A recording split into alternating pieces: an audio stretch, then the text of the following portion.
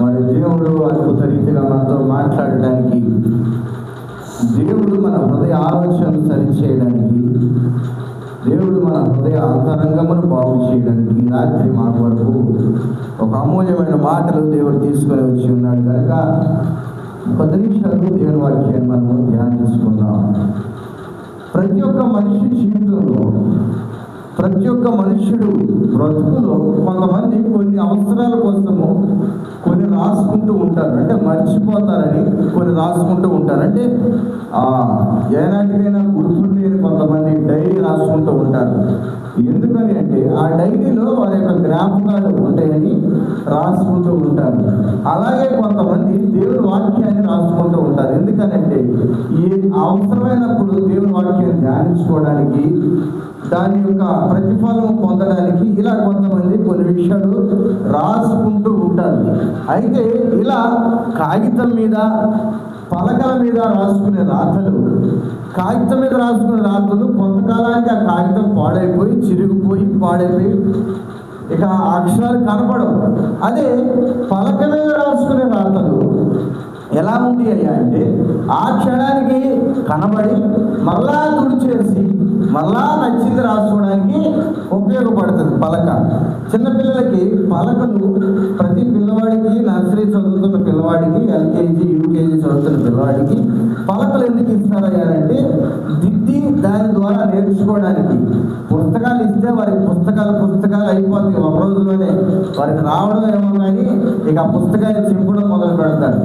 అయితే పలకలు ఎందుకు ఇస్తారంటే వారికి 2 అక్షరాలు ముందుగా ఇచ్చి ఆ 2 అక్షరాలు వారు నేర్చుకొని ఒక 4 రోజుల పాటు నేర్చుకున్న తర్వాత మళ్ళా 2 అక్షరాలు ఇచ్చి నేర్పిస్తూ ఉంటారు. ఆ పలకలు దానికి ఉపయోగిస్తూ ఉంటారు. చిన్నపిల్లలకే కానీ మరి నేర్చుకునే వారికి కానీ ఆ పలకని వాడుతూ ఉంటారు. అయితే దేవుడు మరి పలకల గురించి మాట్లాడేది ఏంటి? మరి ఆ పలకలు దేనికి సాదృశ్యంగా కనబడుతున్నాయి?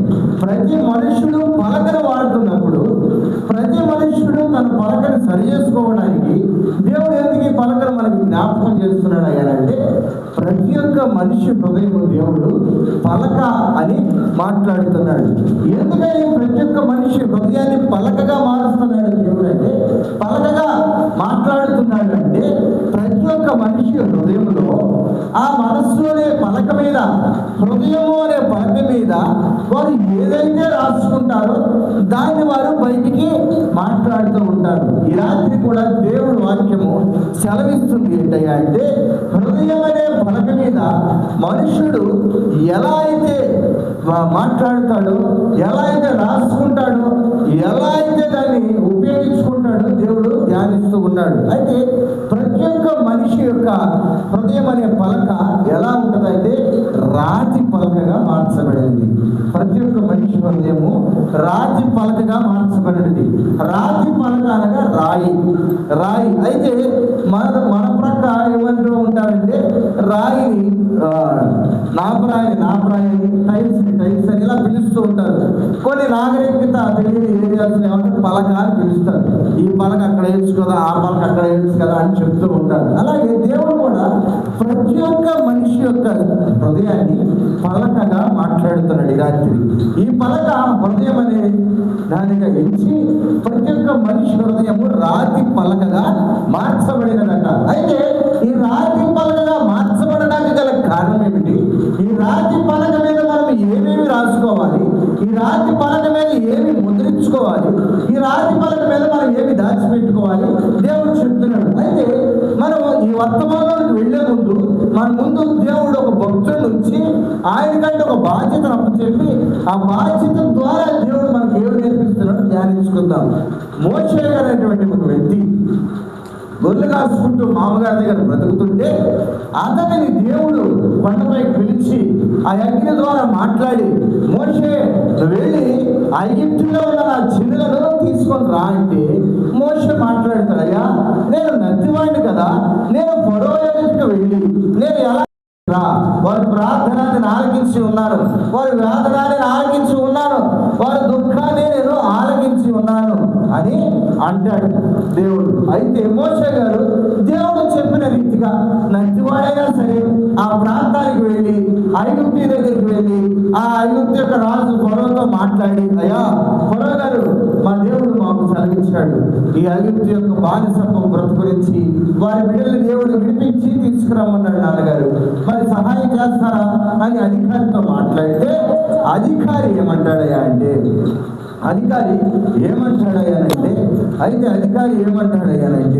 మరి ప్రతి ఒక్కరు ఏమంటారంటే అధికారి ద్వారా దేవుడు ఫరో యొక్క మనస్సుని కఠినపరుస్తూ ఫరో మనస్సుని బాగా కఠినపరుస్తూ జనాన్ని పంపించడానికి ఇబ్బంది పెడుతూ ఉంటాడు. అయితే అలా ఇబ్బంది పెడుతున్నాం, కానీ దేవుడు మోషేకి సహాయకుడిగా ఉంటానని వాగ్దానం చేసి ఉన్నాడు కదా. ఆ వాగ్దానము నెరవేర్చి ఇశ్రాయేలు జనాంగాన్ని నడిపించడానికి దేవుడు మోషేని నియమించుకున్నాడు. దేవునికి స్తోత్రం. నియమించుకున్న తర్వాత ఈ ఇశ్రాయేలు జనాంగము 40 సంవత్సరాలు అరణ్యంలో నడిచారు. 40 సంవత్సరాలు అరణ్యంలో నడిచారు. ఈ 40 సంవత్సరాలు అరణ్యం నడిపించి ఈ 40 సంవత్సరాల అరణ్యంలో దేవుడు వారికి కావాల్సి తెచ్చుకుంటూ వారు మునుక్కున్న ఇబ్బందులు పెట్టిన మోషే గారిని ఎన్నో బాధలు పెట్టి తిట్టిన సేవకుడిని, ఎన్నో శ్రమలు పెట్టిన సేవకుడిని దేవుడు విడిచిపెట్టలేదు. ఆఖరికి మోషే గారు వారిని నడిపించి సినాయి పర్వతం దగ్గరికి తీసుకురావడం జరిగింది. అయితే మోషే గారు ఏం చేశారయ్యా అంటే అక్కడికి వెళ్ళిన తర్వాత మోషే గారు ఆ జనాల్ని, అయ్యా మీరు ఇక్కడే ఉండండి, దేవుడు మనల్ని ఇంతవరకు నడిపించాడు కదా, మీరు ఇక్కడే ఉండండి, ఇక్కడ ఉంటే నేను దేవుడి దగ్గరికి వెళ్ళి దేవుడితో మాట్లాడి నేను మీ కొరకు పాలు ప్రపంచ దేశానికి పంపించడానికి సిద్ధపాట్లు కలగజేయడానికి ప్రార్థన చేసి వస్తానని వెళ్ళి 40 రోజులు ఉపవాసం ఉండి, పగలు రాత్రులు ఉపవాసం ఉండి దేవుడి దగ్గర 10 ఆజ్ఞలు తీసుకొని వచ్చాడు. 10 ఆజ్ఞలు తీసుకొని వచ్చాడు. అయితే దీనికంటే ముందు దేవుడు మాట్లాడతాడు. చూద్దాం. ద్వితీయోపదేశ కాండము 9వ అధ్యాయము 10వ వచనంలో మాట్లాడుతున్నాడు దేవుడు. చదవండి అమ్మా.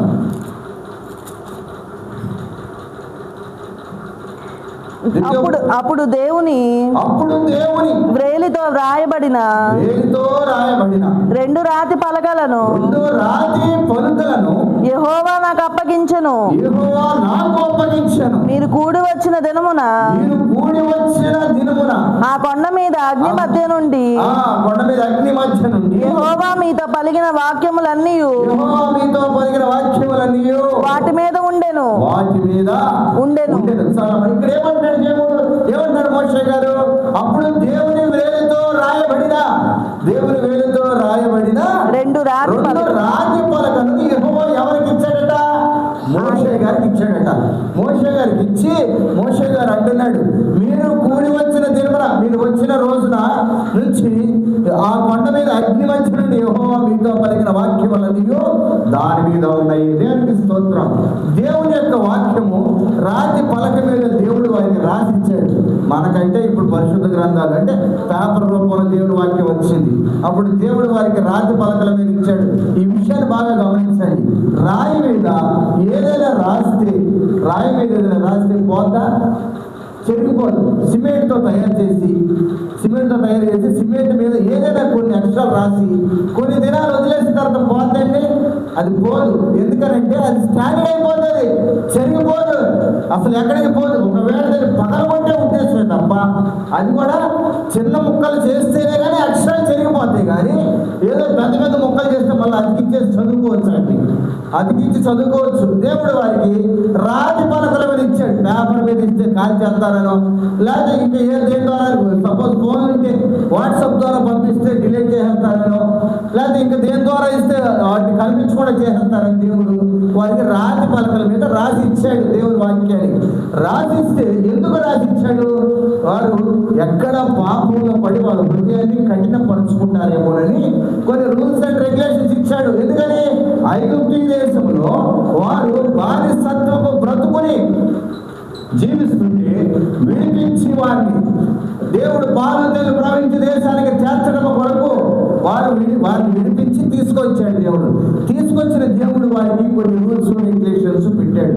ఎందుకనంటే పాపం వారు ఐగుప్తు దేశంలో ఎన్నో శ్రమలు బాధలు అనిపించారు కదా, ఇక్కడ నా దగ్గరికి వచ్చేసారు కాబట్టి వీరు బ్రతుకుకి నేను ఒక హద్దులు పెట్టాలి, వీరు బ్రతకడానికి ఒక లిమిట్స్ పెట్టాలి, వీరు సంపాదించుకోవడానికి ఒక లిమిట్స్ పెట్టాలి. ఇలా కొన్ని నియామకాలు పెట్టాడు. పెడితే దేవుడు వాటన్నిటిని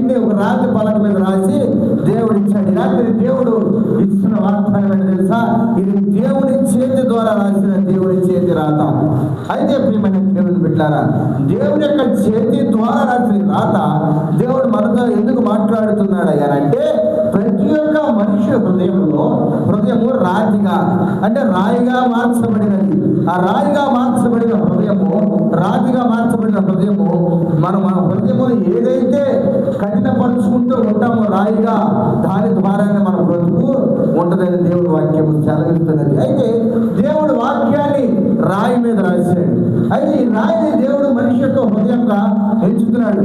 చదువుదామా? మరి చదువుదాం. ఆ 40 పగళ్ళు 40 రాత్రులు గడిచినప్పుడు యెహోవా నిబంధన సంబంధమైన పలకలైన 2 రాతి పలకలను నాకు అప్పగించి, నీవు లేచి ఇక్కడ నుండి త్వరగా దిగుము.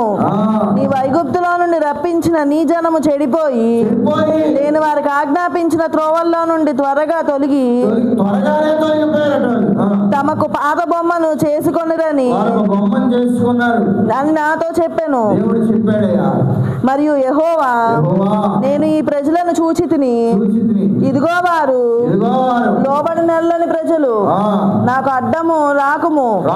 నేను వారిని నశింపజేసి వారి నామమును ఆకాశ క్రింద నుండకుండా తుడుపు పెట్టి నిన్ను వారి కంటే బలము గల బహుజనముగా చేసేదనని నాతో చెప్పగా, ఇక్కడ మోషే గారికి దేవునికి సంఘర్షణ జరుగుతుంది. ఏమని? అయ్యా, వారు పాపం చేశారు, నువ్వు ఎంతో కష్టపడి వారు తిట్టినా కొట్టినా ఇబ్బంది పెట్టినా తీసుకొచ్చి ఇక్కడ తీసుకొచ్చి నా దగ్గరకు వచ్చావు నాతో మాట్లాడడానికి. నేను ఎప్పుడు నీతో మాట్లాడతాను? నేను 40 రోజులు ఉపవాసం ఉన్నావు, ప్రార్థన చేసావు, అంగలార్చావు, దాసుడా యేసయ్యా అని ప్రార్థన చేసావు. ఎందుకు నువ్వు దిగి వెళ్ళేసరికి నువ్వు తీసుకొచ్చిన వారు పాపంలో బ్రతుకుతున్నారు, వారు పాపంలో జీవిస్తున్నారు. చాలా తేలిగ్గా వారి హృదయాన్ని కఠినపరుచుకున్నారు. అంటే రాయిని ఏం చేసుకున్నారు? వారి హృదయం అనే రాయి మీద పాపాన్ని రాసేసుకున్నారు. ఎలా? మనకి దేవుడు లేడు, ఎమోషనల్ తీసుకొచ్చి మన దగ్గర పాడు చేసేసాడని వారి హృదయంలో ఒక దేవతని మేము నిర్మించుకోవాలని ఒక విగ్రహాన్ని తయారు చేసుకోవాలని మనసు పుట్టేసింది. ఆ మనసు ద్వారా వాళ్ళు విగ్రహాన్ని తయారు చేసుకొని వారి ఇష్టం వచ్చినట్లుగా బ్రతుకుతున్నారు. బ్రతుకుతుంటే దాసుడు ఏం మాట్లాడుతున్నాడు తెలుసా? దేవుడు ఏం మాట్లాడుతున్నాడు తెలుసా? అయ్యా, నువ్వు అడ్డం రావద్దు, ఆకాశం కింద నిన్ను ఉండలేకుండా నేను చేస్తాను, నువ్వు అడ్డం వస్తే ఇబ్బంది పడతావు, అసలు అడ్డం రావద్దు అని చెప్తే, నేను తీసుకొచ్చావు కదా, మీరు పాపలో మునిగిపోయారు కదా, మీరు నశింపజేస్తాను, నేను గొప్ప జనముగా విస్తరిస్తాను అని మోషేతో దేవుడు మాట్లాడుతున్నాడు. దాసుడు ప్రియమైన దేవుని బిడ్డలారా, ఈ రాత్రి నువ్వు ఎక్కడున్నా జాగ్రత్తగా పరిశీలన చేయి. దేవుడు కొడతాడనో తిడతాడనో ఏ దాసుడు చెప్పడు. ఒకవేళ చెబితే అది కేవలం నీ మంచి గురించి అవుతుంది, కానీ ఏదో ఉద్దేశాల మేరకైతే చెప్పను ఎప్పటికీ.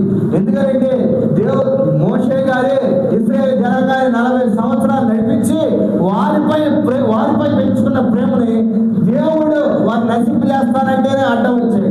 ప్రియమైన దేవుని బిడ్డలారా, ఈ రాత్రి నీ కొరకు ప్రార్థించడానికి దేవుడు దాసుని నీ దగ్గర పంపిస్తున్నప్పుడు నిన్ను ఇబ్బందులు పాలు చేయడానికి దాసుడు ఎందుకు చూస్తాడు? దేవుని ప్రేమ అంత గొప్పదై ఉన్నది కనుక ప్రతి దాసుడు ప్రతి ఒక్కరిని ప్రేమిస్తూ ఉంటాడు. అయితే ప్రియమైన దేవుని బిడ్డలారా, హృదయం అనే పలక మీద వారు పాపాన్ని కూడబెట్టుకున్నారు. హృదయం అనే పలక మీద పాపాన్ని నింపుకున్నారు, రాసుకున్నారు. అయితే ఇర్మియా రాసిన గ్రంథంలో మాట్లాడుతున్నాడు దేవుడు. ఏమన్నా చూద్దాం. 17వ అధ్యాయములో ఇర్మియా రాసిన గ్రంథం 17వ అధ్యాయము 2వ వచనంలో దేవుడు మాట్లాడుతున్నాడు. చదువు ఒకసారి. యోధా పాపము ఇనుప గంటముతో రాయబడి ఉన్నది. ఇనుప గంటములతో రాయబడి ఉన్నదట. యోధా వారి పాపము అది వజ్రపు మోనతో లిఖింపబడి ఉన్నదట. అది వారి హృదయములనేటివి పలకల మీద చెక్కబడి ఉన్నది. ఈ బలిపీఠముల కొమ్ముల మీద చెక్కబడి ఉన్నది. దేవునికి స్తోత్రం. చూసారా ఏమన్నాడు? యోధా పాపము ఇనుప గంటములతో రాయబడి రాయబడి అది వజ్రపు యోనతో లిఖింపబడి ఉన్నది, అది వారి హృదయం అనేది పలకల మీద చెక్కబడి ఉన్నది. ప్రియమైన దేవుని బిడ్డలారా, పాపము ఇనుప గంటములతో రాయబడి ఉన్నదట, అది వారి హృదయం అనే పలక మీద చెక్కబడి ఉన్నదట. చూసారా, హృదయం అనే పలక మీద పాపము చెక్కబడి ఉంటే అది నీ బయటికి పాపము ఏమైనా క్రియలుగా నువ్వు బ్రతుకుతావు. దేవుని వాక్యాన్ని నీ హృదయంలో ఎప్పుడైనా సరే దాచిపెట్టుకుంటూ ఉండాలి. అందుకే దేవుడు హృదయాన్ని పలకగా ఎంచాడు. అందుకే దేవుడు హృదయాన్ని పలకించాడు. అది వారి హృదయం అనేది పలక మీద అని ఇర్మియా గ్రంథంలో దేవుడు మాట్లాడుతున్నాడు. మీదనే చెక్కబడి ఉన్నది. నువ్వు హృదయం అనే పలక మీద దేవుని వాక్యాన్ని చెక్కుకునే రీతిగా ఉండాలి. అంటే దాచిపెట్టుకునే రీతిగా ఉండాలి, రాసుకునే రీతిగా ఉండాలి, ధ్యానించుకునే రీతిగా ఉండాలి, మాట్లాడే రీతిగా ఉండాలి. ఎప్పుడు హృదయం అనే పలక మీద భద్రపరుచుకునే రీతిగా ఉండాలి. దేవుడు నా హృదయం అనే పలక మీద ఎప్పుడు తన వాక్యాన్ని నింపుతున్నాడు. దేవుడు నా హృదయం అనే పలక మీద ఎప్పుడు ధ్యానిస్తూ ఉన్నాడని ప్రతి ఒక్కటి మనం వాగ్దానంతో అన్ని విషయాలలో హృదయం అనే పలక మీద మనము భద్రపరుచుకుంటూ ఉండాలి. అంతేగాని మన హృదయం అనే పలక మీద ఒకవేళ రాయిగా మనం దాన్ని చేసుకుంటే, పాపముగా దాన్ని చేసుకుంటే మనం పాపపు జీవితంలో పడిపోయి నశించిపోతాం.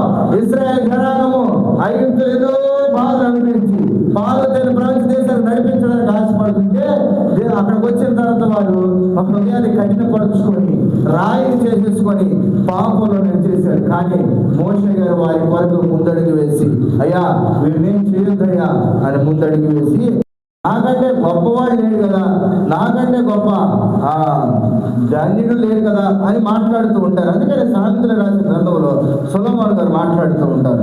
చదువుతాం ఒకసారి 3వ అధ్యాయం 7వ వచనంలో సామెతలు రాసిన గ్రంథంలో అంటాడు సొలొమోను గారు 3వ అధ్యాయం 7వ వచనంలో ఏమనుకోకూడదట, నేను జ్ఞానిని కాదా అని నీవు అనుకోనవద్దు. నీ హృదయంలో యెహోవా యందు భయభక్తులు కలిగి చెడుతనమును విడిచిపెట్టుము. అప్పుడు నీ దేహమునకు ఆరోగ్యమును, మన దేహమునకు ఆరోగ్యమును, నీ ఎముకలకు సత్తువయు కలుగును. దేవునికి స్తోత్రం. మనం ఏమనుకోకూడదట, నా అంత జ్ఞాని లేడు, నా అంత ఐశ్వర్యవంతుడు లేడు, నా అంత గొప్పవాడు లేడని దేవుడు అనుకోవద్దని చెప్తున్నాడు సొలొమోను గారి ద్వారా. దేవుని అంత మనం ఏమి కలిగి ఉండాలట, భయభక్తులు కలిగి ఉండి మన చెడుతనమును విడిచిపెడితే అప్పుడు మన దేహముకు ఆరోగ్యము, మన ఎముకలకు సత్తువు కలుగుతుందట.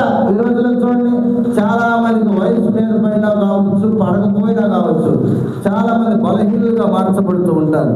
ఏదనంటే అది నొప్పి ఇది నొప్పి బాధపడుతూ ఉంటారు. అందుకని దేవుడు వారికి మాట్లాడుతున్నది, మనం దేవుని సన్నిధిలో మనం ఎప్పుడు జ్ఞానమని అనుకోకూడదట. ఏదో దేవుడు నాకు ఇచ్చిన జ్ఞానాన్ని దేవుని సన్నిధిలో నేను వాడబడుతున్నానే అని అనుకోవడం తప్పులేదు. కానీ బయట మనం ధార్మికంగాను మా అంత జ్ఞాని లేడు, మా అంత గొప్పవాడు లేడు, మా అంత యోగుడు లేడు అని మనం ఎక్కడ డబ్బాలు కొట్టుకొని బ్రతకూడదు.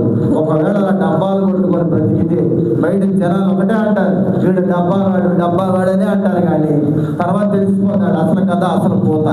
ప్రియమైన దేవుని బిడ్డలారా, 1 గ్రామ్ గోల్డ్ టైప్ అయిపోతుంది జీవితం. 1 గ్రామ్ గోల్డ్ టైప్ అయిపోతుంది. కరగలిస్తే వచ్చేది 1 గ్రామ్ గోల్డే. కానీ దేవుడి దగ్గర ఒకవేళ మనం నిర్దోషులకు ఎంచబడాలి అని ఇలా డబ్బా కొట్టుకొని తిరుగుతాం, 1 గ్రామ్ గోల్డ్ కూడా రాదు దేవుడు ఒకవేళ కరగలిస్తే. అయితే ప్రియమైన దేవుని బిడ్డలారా, మన హృదయంలో మనం జ్ఞానం అని అనుకోకూడదు అని చెప్తున్నాడు. దేవుని యొక్క భయభక్తులు కలిగి చెడుతనాన్ని విడిచిపెడితే అప్పుడు మనం ఆరోగ్యవంతులుగా ఉంటాం.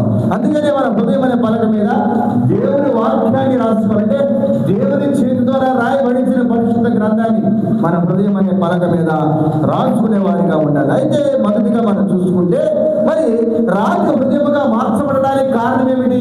ప్రతి ఒక్క మనిషి హృదయము రాజ హృదయంగా మార్చబడడానికి కారణం ఏంటి చూద్దామా? హెబ్రీ సంఘంతో అపోస్తలుడైన పౌలు గారు మాట్లాడుతున్నాడు. హెబ్రీయులకు రాసిన పత్రిక ద్వారా మాట్లాడుతున్నాడు. 3వ అధ్యాయం 5వ వచనంలో హెబ్రీ సంఘానికి చెప్తున్నాడు అపోస్తలుడైన పౌలు గారు, మీ హృదయాన్ని ముందు చెప్పబోవు సంగతులకు 15వ వచనమమ్మా 15 క్షమించండి. నేడు మీరు ఆయన శబ్దము వినిన ఎడల కోపము పుట్టించినప్పటి వలె మీ హృదయములను కఠినపరచుకొనకూడదని. మన హృదయాలు ఏం చేయకూడదట, కఠినపరచుకోవద్దని చెప్పాడు. ఒకవేళ కోపం వస్తే ఆయన చెప్పాను కనుక పాపం వలన కలుగు భ్రమ చేత మీలో ఎవడును కఠినపరచుకుంటున్నట్లు నేడు అనబడు సమయముందునే ప్రతిదినము ఒకరినొకడు బుద్ధి చెప్పుకొనుడి. ఇక్కడ ఏమంటున్నాడంటే దేవుని వాక్యం, ప్రతి దినము ఏం చేయాలంట, ఒకరినొకడు బుద్ధి చెప్పు. ఇది చాలా అరుదైన విషయము. ఒకడు ఎవరికైనా బుద్ధి చెప్తే నువ్వు నాకు చెప్పొచ్చావులే, నువ్వేనా నాకు చెప్పేది అని అంటారు. ఇలాంటి దినాల్లో శావులకి ఇదే మాదిరి అయిపోయింది, విశ్వాసులకి ఇదే మాదిరి అయిపోయింది, అన్యులకు కూడా ఇదే మాదిరి అయిపోయింది. అరే పొరపాట్లు చేయకూడదు, చేస్తే నీ బ్రతుకు చెల్లా చెదరైపోద్ది, తర్వాత నీ బిడ్డలు ఇబ్బంది పడతారు, అయ్యా నీ బ్రతుకు మార్చబడదు, నీ స్థితిగతులు మార్చబడదు, అలా చేయొద్దని బుద్ధి చెప్తే చాలా వ్యతిరేకంగా చూస్తూ ఉంటారు, చాలా ఇబ్బందులుగా చూస్తూ ఉంటారు. ప్రియమైన దేవుని బిడ్డలారా, ఈ రాత్రి నువ్వు జాగ్రత్తగా పరిశీలించి ఏమంటాడంటే హెబ్రీ సంఘంతో పౌలు గారు చెప్తున్నాడు కదా, ఏమని, మీరు దేవునికి ఒకవేళ శబ్దం వినినేడలా కోపము పుట్టించినప్పటి వలె మీ హృదయములను కఠినపరచుకొనకూడదని. మన హృదయాన్ని కఠినపరచుకో, దేవుడు ఏదో కోపడ్డాడని నీ హృదయాన్ని కఠినపరచుకున్నావు అనుకో. ఆయన చెప్పాను కనుక పాపం వలన కలుగు భ్రమ చేత మీలో ఎవడును కఠినపరచుకుంటున్నట్లు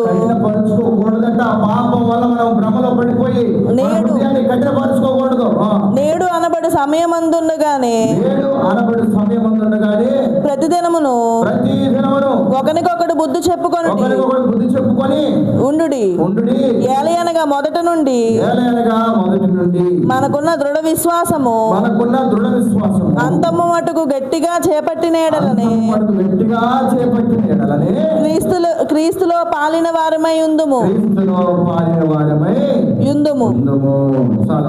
మనం ఎలా ఉంటామంట, దేవుని సన్నిధిలో మనము పాపం మన హృదయంలో వస్తుంది అన్నప్పుడు మనం దాన్ని కఠినపరచుకోకూడదట.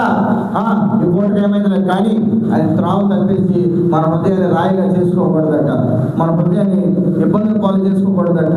మీకు వ్యక్తిని పరిచయం చేస్తాను, ఇలా చేసుకుని ఆయన ఎన్నో బాధలు పడి దేవుడి దగ్గర, అయ్యా నీకు నేను అతిక్రముడిగా నిలబడ్డానయ్యా అని ఎంతో ఏడ్చాడు దావీదు గారు, ఎంతో ఏడ్చాడట. మిద్దెక్కి ఆయన ఎంతగానో తన హృదయాన్ని పాపమనే రాత్రులకు కలిపేసుకొని కఠినపరిచేసుకొని ఆ తర్వాత ఆమెతో సైన్ చేసి ఆమె భర్తను చంపేసి ఇలా ఎన్నో తప్పులు చేసుకుంటూ వచ్చాడు తన హృదయంలో పాపాన్ని నింపేసుకొని. ఆ తర్వాత దేవుడి దగ్గర ఏడుస్తున్నాడు, ప్రభా నేను ఈ విరోధంలో బ్రతికాను, ఆయన దేవానికి నేను ఎంతగానో ఇబ్బందులు పాలు పెట్టాను ప్రభా అని మాట్లాడుతున్నాడు. ప్రియమైన దేవుని బిడ్డలారా, ఈ రాత్రి నువ్వు జాగ్రత్తగా పరిశీలించవలసిన విషయం ఏంటంటే, మన హృదయాన్ని మనము కఠినపరచుకోకూడదు.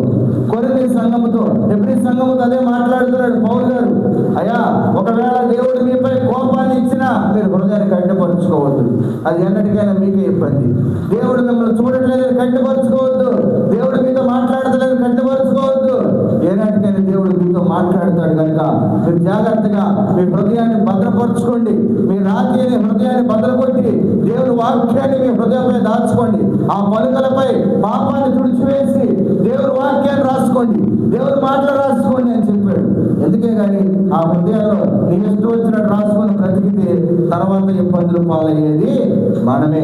అయితే ప్రియమైన దేవుని బిడ్డలారా, ఈ రాత్రి ప్రియమైన దేవుని బిడ్డలారా, మనం ప్రతి ఒక్కటి జాగ్రత్తగా పరిశీలన చేసినట్లయితే దేవుడు మనలో మన హృదయాన్ని దేవుడు పరిశీలించుకొని మన హృదయం అనే పలక మీద దేవుని వాక్యాన్ని రాసుకోమని చెప్తున్నాడు. ఇశ్రాయేలు జనాంగానికి దేవుడు మోషే గారి ద్వారా ఆ రాతి పలకల మీద 10 ఆజ్ఞలు ఇచ్చి ఆజ్ఞలన్నింటిని వారికి అప్పు చెప్పు, ఈ ఆజ్ఞలు అతిక్రమించిన వాడు నా కుమారుడు కాదు అన్నట్టుగా మాట్లాడి చెప్పాడు. అందుకనే పరిశుద్ధ గ్రంథాన్ని దేవుడు మనకి ఇచ్చి ఎంతో చక్కటి జీవితాన్ని మీరు సరి చేసుకోండి అని చెప్పాడు. ప్రతి ఒక్కరు దీనికి అపహరణ చేస్తూ ఉంటారే, క్రైస్తవుడు బతకడానికి రూల్స్ రెగ్యులేషన్స్ అవసరమా? దేవుడు నమ్ముకుంటే మాత్రం రూల్స్ గా బతకాలా, అలా బతకాలా, ఇలా బతకాలా అంటూ ఉంటారు. ఒక మనిషికి మీకు చిన్న ఉదాహరణ చెప్తాను. ఒక కుక్కకి గొలుసు కట్టకపోతే ఊరంతా తిరిగి వచ్చింది. ఒక కుక్క గొలుసు కట్టలేదు అనుకోండి, ఊరంతా తిరిగి వచ్చింది. ఎందుకు గొలుసు కడతారు? పెంచుకున్న కుక్కకి గొలుసు ఎందుకు కడతారంటే అదొక హద్దు, ఇక దాన్ని దాటి వెళ్ళకూడదు. దానికి కట్లు కనుక తెచ్చివేసి పెడితే దానికి కనుక ఒక్కసారి గొలుసు తీస్తే ఊరంతా బలాన్ని తిరిగి వచ్చి ఊరంతా అదేమంటారు, పిచ్చి కుక్కతో నా కుక్కతో కనిపించుకున్నది. ఆ వచ్చింది కాక ఇంటికాడ కూడా కలుస్తూ ఉంటుంది. అందుకే ప్రతి మనిషికి దేవుడు